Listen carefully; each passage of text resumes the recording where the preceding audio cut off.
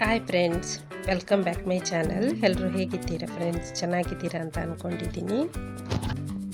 Sorry friends, ನಾನು video ಹಾಕೋದೇ ತುಂಬ ದಿನಗಳಾಗೋಯಿತು. ನನ್ನ ಮಗನಿಗೆ ಸ್ವಲ್ಪ ಹುಷಾರಿಲ್ಲದ ಕಾರಣ ವೀಡಿಯೋ ಹಾಕೋಕ್ಕಾಗಿಲ್ಲ. ಇವತ್ತಿನ ವೀಡಿಯೋದಲ್ಲಿ ನಾನು ಮನೆಯಲ್ಲೇ ನಮಗೆ ಈಸಿಯಾಗಿ ಸಿಗುವಂತಹ ವಸ್ತುಗಳನ್ನು ಯೂಸ್ ಮಾಡಿಕೊಂಡು ಒಂದು NPK ಫರ್ಟಿಲೈಸರ್ನ ಮಾಡ್ತಾ ಇದ್ದೇನೆ. ಅದನ್ನು ಯಾವ ಥರ ಮಾಡೋದು ಅಂತ ಇವತ್ತಿನ ವೀಡಿಯೋದಲ್ಲಿ ನೋಡುವ. ವಿಡಿಯೋ ನೋಡೋಕ್ಕೂ ಮೊದಲು ಹೊಸದಾಗಿ ಯಾರಾದರೂ ನನ್ನ ಚಾನಲ್ನ ನೋಡ್ತಾ ಇದ್ದರೆ ಪ್ಲೀಸ್ ಸಬ್ಸ್ಕ್ರೈಬ್ ಮಾಡ್ಕೊಳ್ಳಿ ಫ್ರೆಂಡ್ಸ್. ಹಾಗಿದ್ರೆ ಬನ್ನಿ ಈ ಗೊಬ್ಬರನ ಯಾವ ಥರ ತಯಾರು ಮಾಡೋದು ಅಂತ ನೋಡುವ. ನೋಡಿ, ಇಲ್ಲಿ ನಾನಿಷ್ಟು ಇದನ್ನು ರೆಡಿ ಮಾಡಿ ಇಟ್ಟಿದ್ದೇನೆ. ಇದಕ್ಕೆ ಯಾವ ಐಟಮ್ ತಗೊಳ್ಬೇಕು ಅಂತ ಇವಾಗ ನೋಡುವ ಬನ್ನಿ.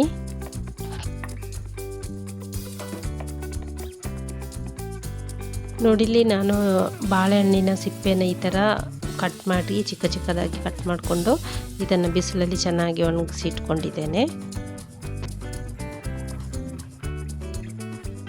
ಆಮೇಲೆ ಇಲ್ಲಿ ನಾನು ಎಗ್ಸೆಲ್ಸನ್ನು ತಗೊಂಡಿದ್ದೇನೆ. ಇದು ಆಮ್ಲೆಟ್ ಮಾಡಿರುವಂಥ ಎಗ್ಸೆಲ್ಸ್, ಬೇಯಿಸಿರುವಂಥ ಎಗ್ಸೆಲ್ಸ್ ಆಗಲ್ಲ. ಇದನ್ನೆಲ್ಲ ತೊಳೆದುಬಿಟ್ಟು ಬಿಸಿಲಲ್ಲಿ ಚೆನ್ನಾಗಿ ಒಣಗಿಸಿ ಇಟ್ಕೊಂಡಿದ್ದೇನೆ. ಆಮೇಲೆ ನಾವು ಟೀ ಮಾಡಿರ್ತೀವಲ್ವ ಮನೆಯಲ್ಲಿ, ಆ ಟೀ ಪುಡಿನ ನೋಡಿ ಈ ಥರ ಚೆನ್ನಾಗಿ ತೊಳೆದು ಅದನ್ನು ಕೂಡ ಬಿಸಿಲಲ್ಲಿ ಒಣಗಿಸಿ ಈ ಥರ ಒಂದು ಬಾಟ್ಲಲ್ಲಿ ಹಾಕಿಟ್ಕೊಂಡಿದ್ದೆ. ಇವಾಗ ಇದನ್ನೆಲ್ಲ ಒಂದೊಂದಾಗಿ ನಾನು ಮಿಕ್ಸಿಯಲ್ಲಿ ಪುಡಿ ಮಾಡ್ಕೊಂಡು ಬರ್ತೇನೆ. ಬಾಳೆಹಣ್ಣಿನ ಸಿಪ್ಪೆ ಸ್ವಲ್ಪ ಚೆನ್ನಾಗಿ ಒಣಗಿರಬೇಕು, ತುಂಬ ಪುಡಿ ಆಗಬೇಕು ಅಂತ ಏನಿಲ್ಲ. ಇಲ್ಲಿ ನೋಡಿ ಇಷ್ಟು ಪುಡಿ ಆದರೂ ಸಾಕು.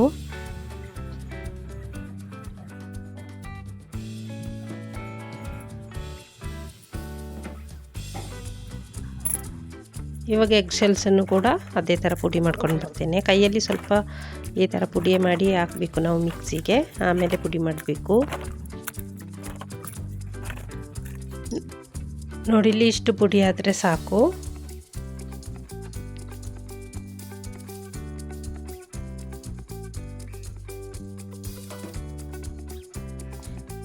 ಇವಾಗ ಟೀ ಪುಡಿನ ಕೂಡ ನಾನು ಮಿಕ್ಸಿಯಲ್ಲಿ ಪುಡಿ ಮಾಡ್ಕೊಂಡು ಬರ್ತೇನೆ. ನೋಡಿ, ಇವಾಗ ಈ ಥರ ಆಗಿದೆ. ನಾನು ಇದಕ್ಕೆ ಇನ್ನೊಂದು 2 ಐಟಮ್ ಸೇರಿಸ್ಲಿಕ್ಕಿದೆ, ತೋರಿಸ್ತೇನೆ.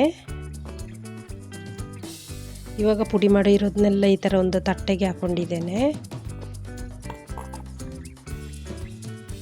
ಇದನ್ನೆಲ್ಲ ಇವಾಗ ನಾನು ಚೆನ್ನಾಗಿ ಮಿಕ್ಸ್ ಮಾಡ್ಕೊಳ್ತೇನೆ.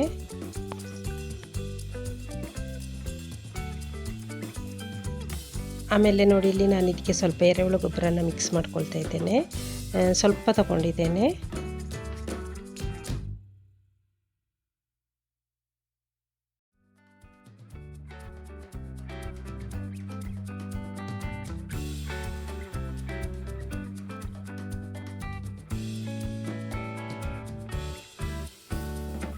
ಇದನ್ನು ಕೂಡ ಇವಾಗ ನಾನು ಕೈಯಲ್ಲೇ ಚೆನ್ನಾಗಿ ಮಿಕ್ಸ್ ಮಾಡ್ಕೊಳ್ತಾ ಇದ್ದೇನೆ.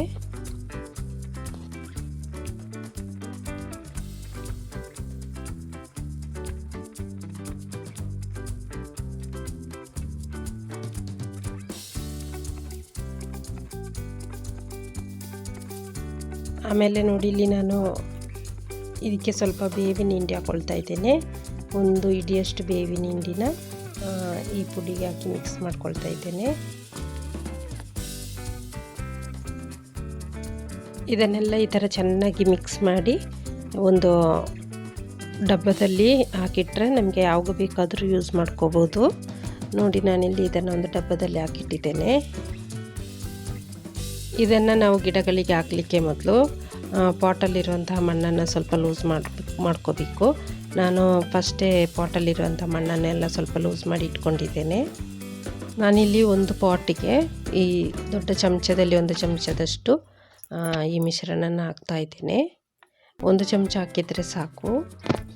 ಅದನ್ನು ಹಾಕಿ ಸ್ವಲ್ಪ ಮಣ್ಣನ್ನೆಲ್ಲ ಹಾಕಿ ಅದ್ರ ಮೇಲೆ ಮುಚ್ಚಿಕೊಟ್ರೆ ಸಾಕು. ಗಿಡಗಳು ತುಂಬ ಚೆನ್ನಾಗಿ ಬೆಳೀತದೆ ಮತ್ತು ಗಿಡದ ತುಂಬ ಹೂವಾಗಲಿಕ್ಕೆ ಕೂಡ ತುಂಬ ಹೆಲ್ಪ್ ಆಗುತ್ತೆ. ಬಾಳೆಹಣ್ಣು, ಟೀ ಪುಡಿ ಮತ್ತು ಎಗ್ಸೆಲ್ಸ್ ನಮ್ಮ ಗಿಡಗಳಿಗೆ ತುಂಬ ಒಳ್ಳೆಯ ಪೋಷಕಾಂಶಗಳನ್ನ ನೀಡುತ್ತೆ. ನಾವು ತಿಂಗಳಿಗೆ ಒಂದು ಸಲ ಇದನ್ನು 1 ಸ್ಪೂನ್ ಹಾಕಿ ಕೊಟ್ಟರೆ ಸಾಕು ನಮ್ಮ ಗಿಡಗಳು ತುಂಬ ಚೆನ್ನಾಗಿ ಬೆಳೀತದೆ, ಹೆಲ್ತಿಯಾಗಿ, ಮತ್ತು ತುಂಬ ಚೆನ್ನಾಗಿ ಹೂ ಕೂಡ ಬಿಡುತ್ತೆ. ಇದನ್ನು ಒಂದು ಡಬ್ಬದಲ್ಲಿ ಹಾಕಿಟ್ಕೊಂಡ್ರೆ ನಮಗೆ ಮಳೆಗಾಲದಲ್ಲೂ ಕೂಡ ಇದನ್ನು ಯೂಸ್ ಮಾಡ್ಬೋದು ಗಿಡಗಳಿಗೆ. ಇದನ್ನು ಹಾಕಿ ಆದಮೇಲೆ ಗಿಡಗಳಿಗೆ ಚೆನ್ನಾಗಿ ನೀರು ಹಾಕಬೇಕು. ಇವತ್ತಿನ ಈ ವಿಡಿಯೋ ನಿಮ್ಮೆಲ್ಲರಿಗೂ ಇಷ್ಟ ಆಗಿದೆ ಅಂತ ಅಂದ್ಕೊಂಡಿದ್ದೀನಿ ಫ್ರೆಂಡ್ಸ್. ಇಷ್ಟ ಆದರೆ ಪ್ಲೀಸ್ ಲೈಕ್ ಮಾಡಿ, ಶೇರ್ ಮಾಡಿ, ಕಾಮೆಂಟ್ ಮಾಡಿ. ಮತ್ತೊಂದು ಹೊಸ ವಿಡಿಯೋದೊಂದಿಗೆ ಮತ್ತೆ ಸಿಗ್ತೇನೆ. ಅಲ್ಲಿ ತನಕ ಎಲ್ಲರಿಗೂ ಬಾಯ್.